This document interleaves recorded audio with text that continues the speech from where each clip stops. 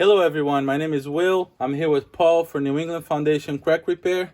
We're going to talk to you a little bit about Lally columns today. We have a great example here that we want to talk to you about. Paul's going to explain to you a little bit about it. Okay, here's a Lally column that is considered no good anymore. This Lally column would not pass inspection. Now what's going on here is there's condensation from underneath the floor rusting a ring around the bottom of the Lally column. When that happens, it loses 40% of its strength, which causes it to sag under the carrying beam. That's when your floors upstairs will become bouncy or could even warp, which becomes a very expensive repair.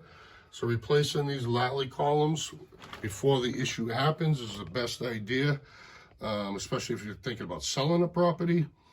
Give us a call at New England Foundation Crack Repair. We'll be happy to handle the situation for you.